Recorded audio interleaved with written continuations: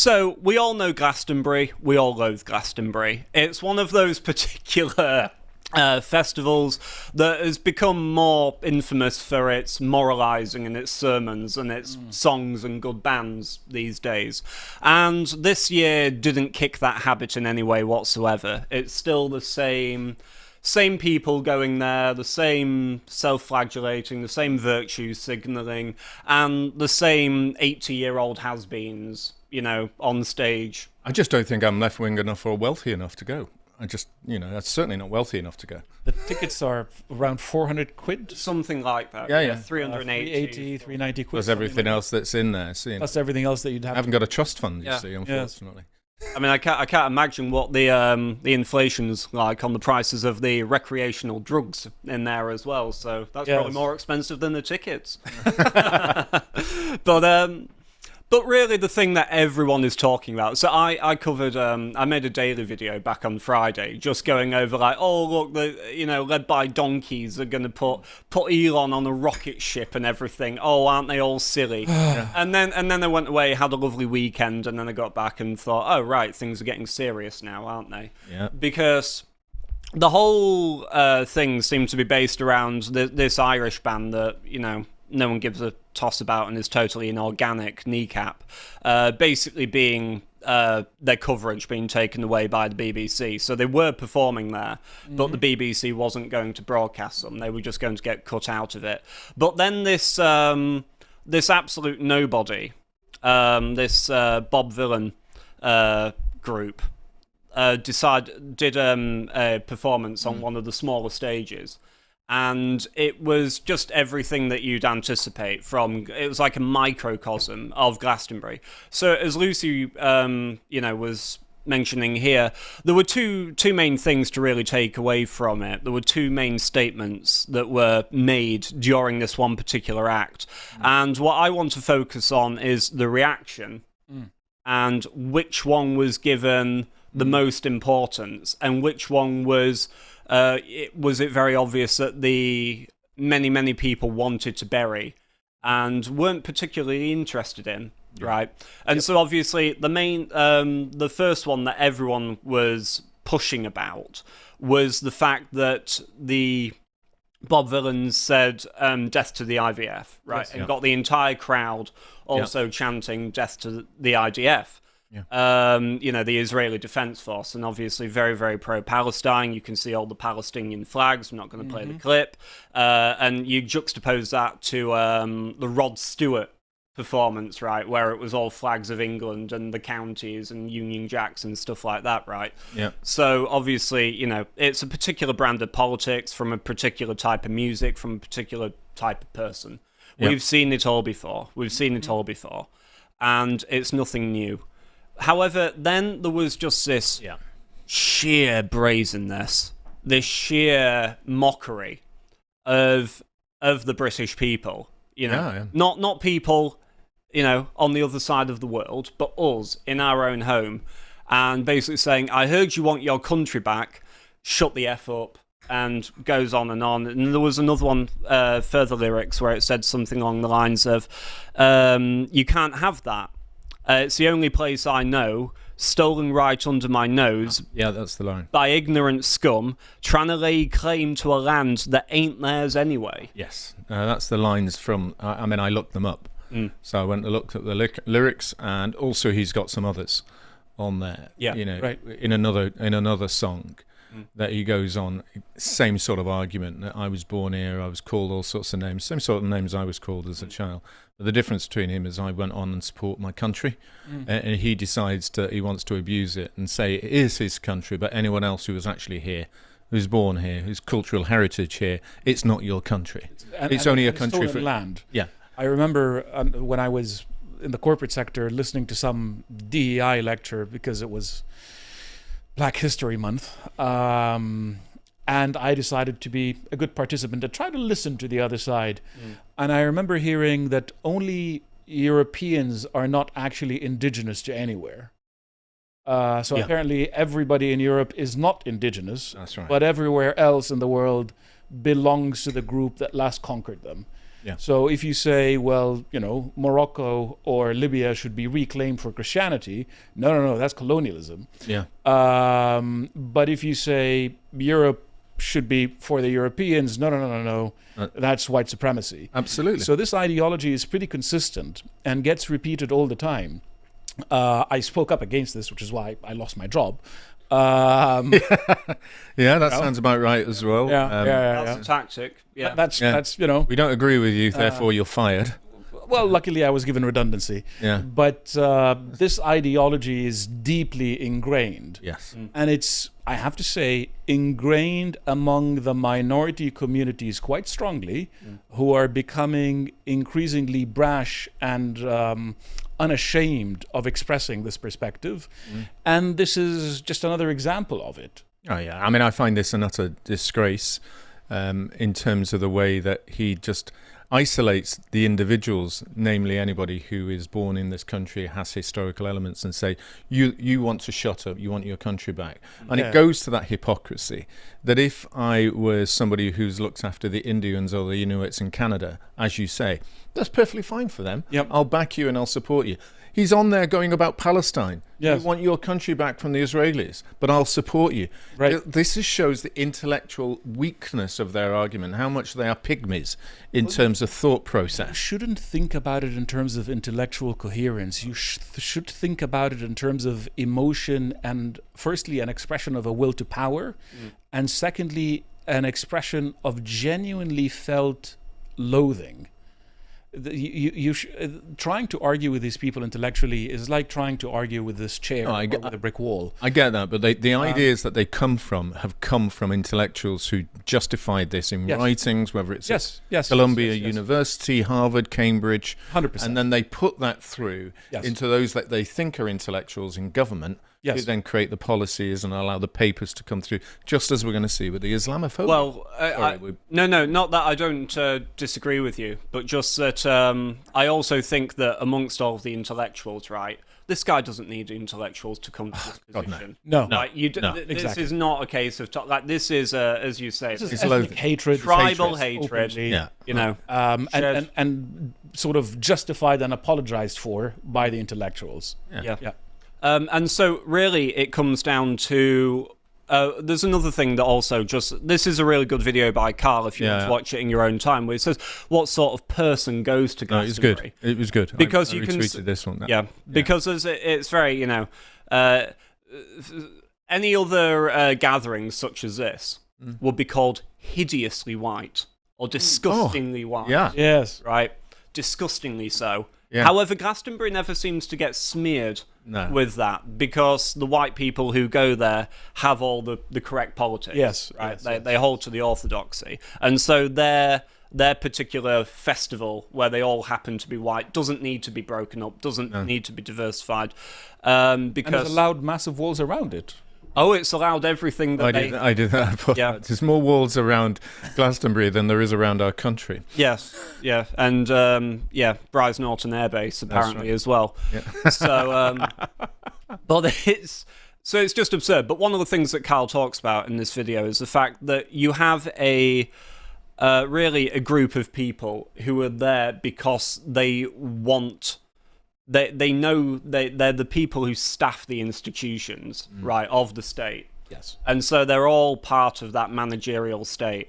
And yet, at the same time, they hear the left-wing arguments that, well, the British state is anti-black, it's anti-minority, it's anti-this. And so they can go there and they can have this amazing cathartic experience where they can be berated on stage by the minority and feel like they can walk away from all of that still being good people. By the global majority.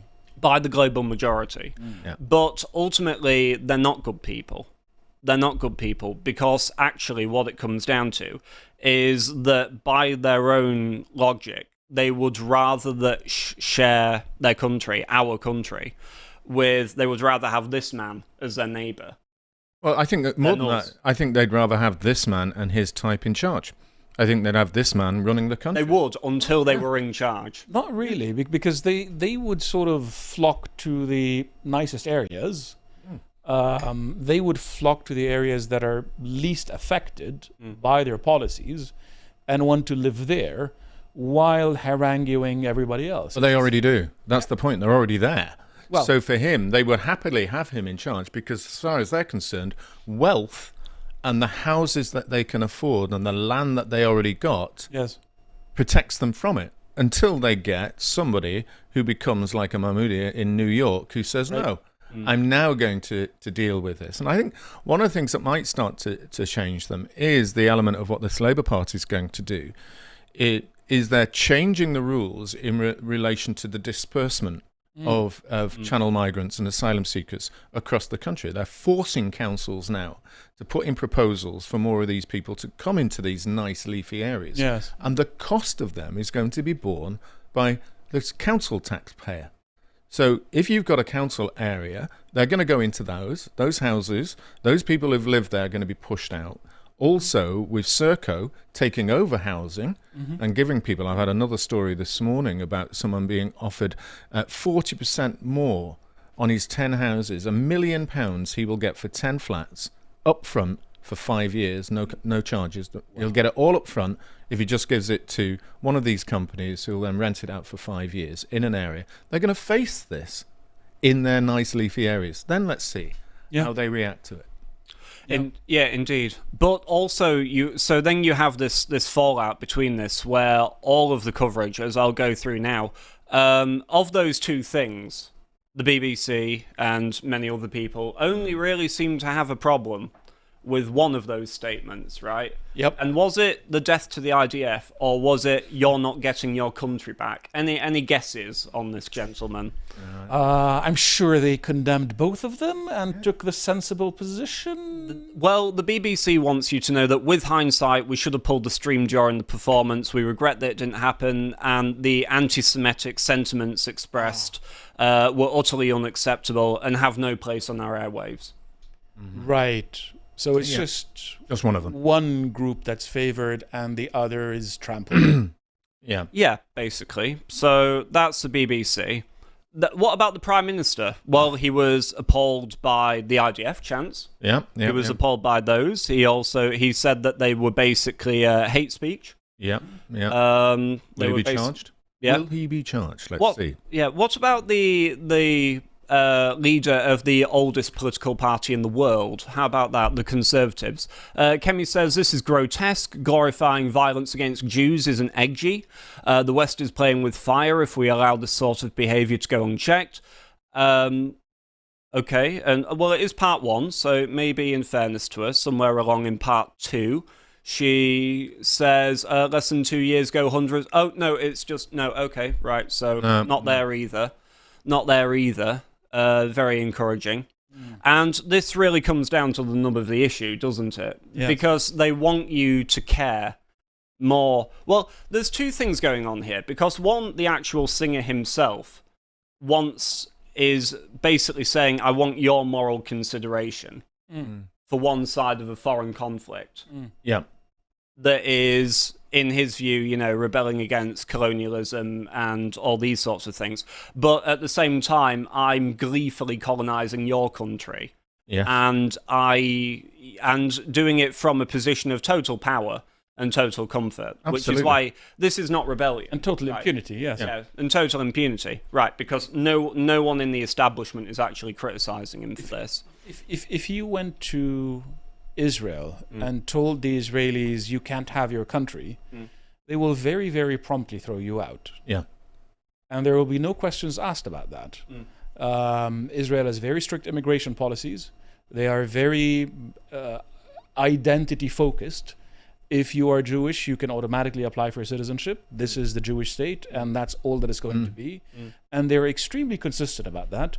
And if you support or oppose this kind of thing, you should be expected to be somewhat consistent about it. If it's good for them, it's good for everyone else. If it's bad for them, it's bad for everyone else. There has to be the same standard applied. And we see none of that here. No. None of that. No, not at all. Of course, the actual organisers of Glastonbury themselves only had one part of that to condemn. And the thing is well, right, it's like when you say death to the IDF, okay, so this is obviously, from Palestine-Israel perspective.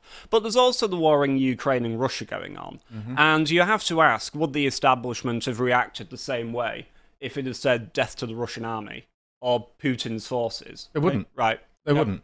None of this would have been there, right? It's actually, when there is a war going on, it's actually probably a very common feeling to wish ill will on whichever particular army it is you personally feel strongest against. I agree, and I think the problem with this is that there's a number of aspects. First of all, this is incitement within the legal definitions that were used for Lucy Connolly. So I think, he should be charged. But so would be death to Donald Trump, death to, the MAGA movement, death to Nigel Farage, death to Reform, death to any of these, which are death to anyone. Death to anyone chanted in that side, not within the song. And they're now trying to even argue that because the first part was done within a song, that's okay, freedom of speech. But I don't see how you can just charge death to anyone, even if it's death to Putin's army or death to a political group that you don't like. All of that is incitement in some ways because somebody may act upon it. So we either have free speech absolutism, where you can say whatever you like. To a certain extent, I'm along those lines because I firmly believe that we should be able to hear what they have to say and challenge them. And that's part of the fundamental nature of who we are. But if it is something that relates to a criminal action that leads to incitement, then at least have consistency in the law. Yes. And you cannot pick and choose. Fair. The other thing that I would note about this is how Middle Eastern Islamic this kind of chant is. Yes. Yes. Christians in the Middle East don't chant death to whoever. That just doesn't happen. This is very much along the lines of Khomeini's death to America, death to Israel, adapted for this context. Yeah. And I see this in some New York protests that go on about up the Palestinians, down Israel, something like that, which is very crappily translated from Arabic. And you could sort of see the Middle Eastern influence in that whole thing. And it's just sort of the importation of this mindset is really disturbing. And it's just, for me, it's cringe, very, very cringe. Yeah. But it just shows this sheer arrogance and the venom and hostility that is involved. It's not this isn't what people who do things say. This isn't what people who do things say. This is not how they express themselves. People who do things simply do things. People who are all about slogans, that's the kind of attitude that they have until they have enough power to do things. So there's this nuance that I just thought that I should bring up here. Well, also, really the thing is, I take your point, Stephen, about speech and what speech we have the right to say and what we don't have the right to say. But the fact of the matter is, and the reason that I didn't spend all my time this morning just looking through this particular guy's history, is because there's nothing special about him. He's just another enemy, just another foreign enemy who shouldn't be in Britain, who actively hates us, as is evidence from all of his music, right? He shouldn't be here. He should be deported on the basis that he's not British in any way. And given the slightest chance, he would quite happily tear away everything that we hold dear and sacred and precious on this island. It's not just that he's not British, it's also the depth of ingratitude and the depth of disrespect. So it's not just that his identity is false. Well, that's what I'm saying. It's not loyally British either. Not a shred of loyalty, not a shred of respect, not a shred of consideration. More along the lines of, look at me trying to humiliate you.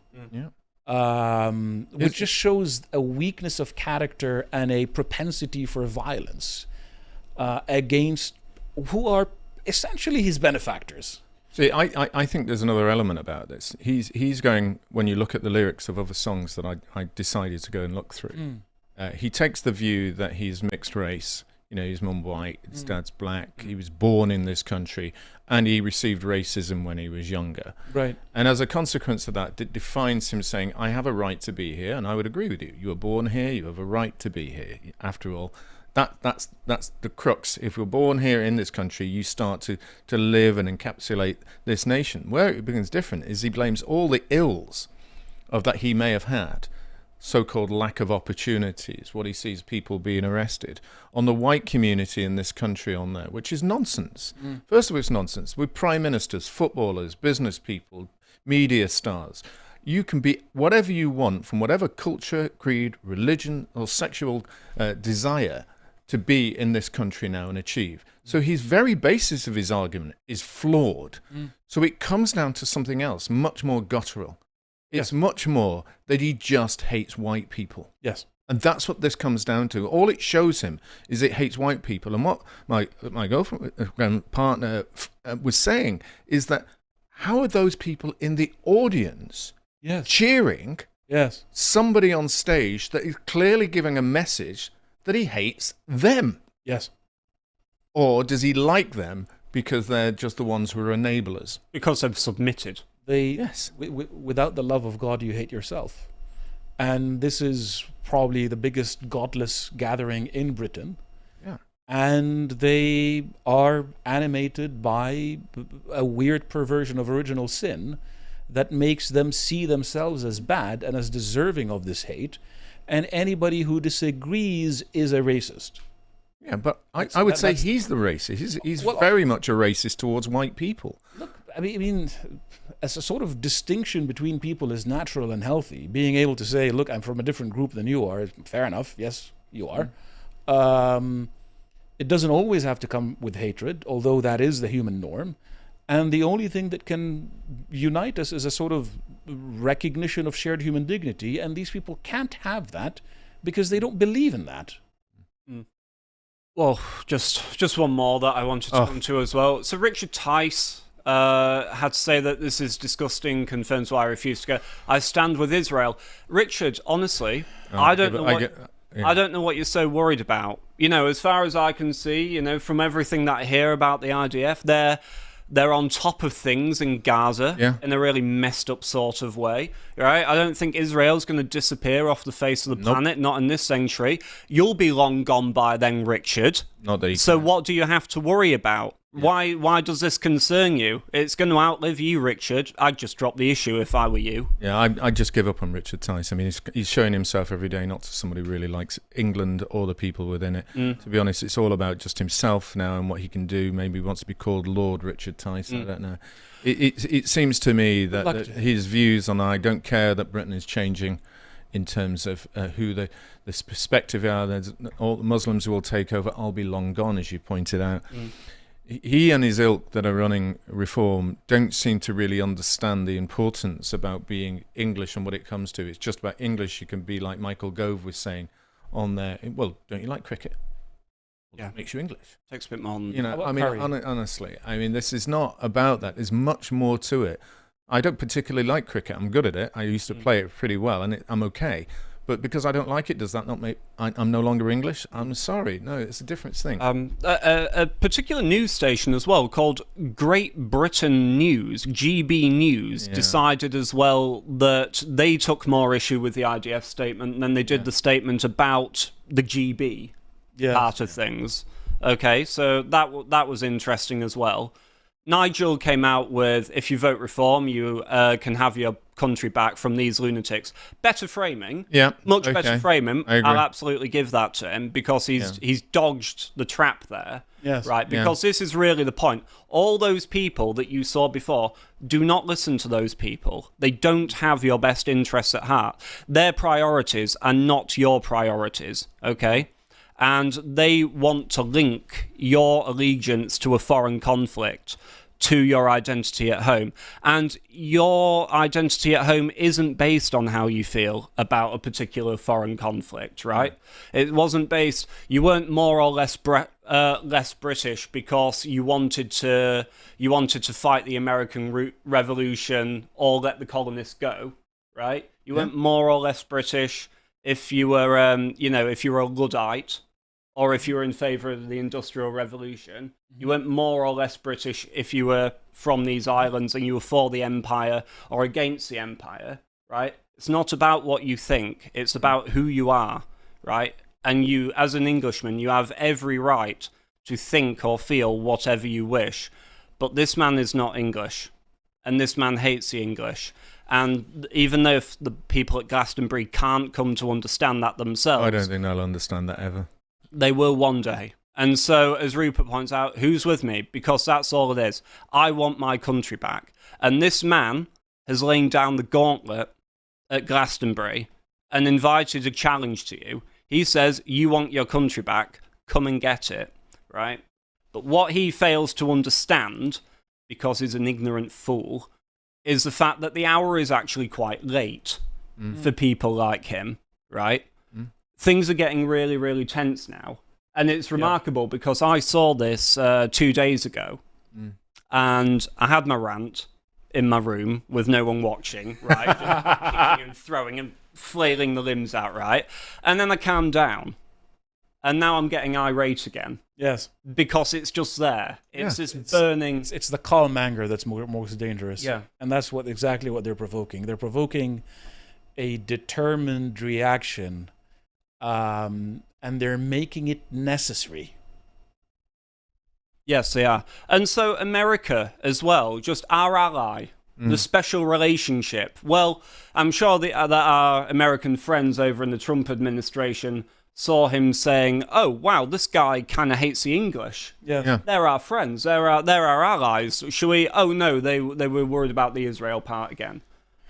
So again, this is what it all comes down to, right? There is one side of this that matters far more than the other. Yeah. And the perception of it online amongst all of the establishment types have totally twisted which one is you are supposed to care about more. Yes.